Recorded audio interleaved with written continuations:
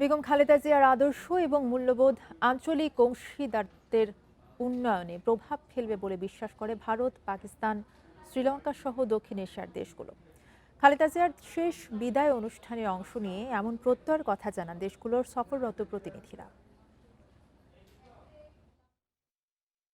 BNP chairperson ও সাবেক প্রধানমন্ত্রী বেগম খালেদা জিয়ার মৃত্যুতে তার পরিবারের প্রতি সমবেদনা জানাতে প্রায় এক যুগ পর জড়ো হলো সার্ক সদস্যরা।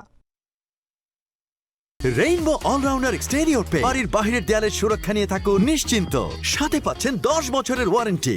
বুধবার খালেদা জিয়ার জানাজার আগে সংসদ ভবনে জোটের অন্যতম সদস্য দেশ ভারত, পাকিস্তান, ভুটান, নেপাল, শ্রীলঙ্কা ও মালদ্বীপসের সরকার প্রধানের প্রতিনিধিরা দেখা করেন তারেক রহমানের সঙ্গে। তার হাতে তুলে দেন নিজ নিজ দেশের সরকার প্রধানের শোকবার্তা।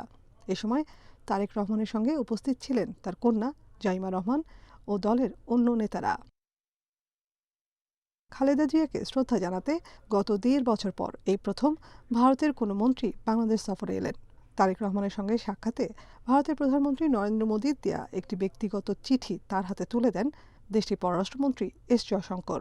সামাজিক যোগাযোগ মাধ্যমে নিজ ভেরিফাইড পেজে জয়শঙ্কর জানান, তিনি বিশ্বাস করেন বেগম খালেদা জিয়ার দর্শন ও মূল্যবোধ এই অঞ্চলের উন্নয়নে দিক নির্দেশনা দিবে।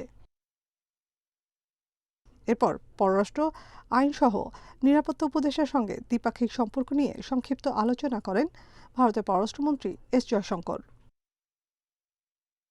তারেক রহমানের হাতে শোকবার্তা হস্তান্তর করেন পাকিস্তানের জাতীয় সংসদের স্পিকার সরদার আয়াজ সাদিক। সামাজিক যোগাযোগ মাধ্যমের নিজ পেজে সরদার আয়াজ সাদিক জানান, বাংলাদেশ পাকিস্তানের সম্পর্ক উন্নয়নে খালেদা জিয়ার অবদান ইসলামাবাদ সব সময় উচ্চ মর্যাদায় মূল্যায়ন করবে।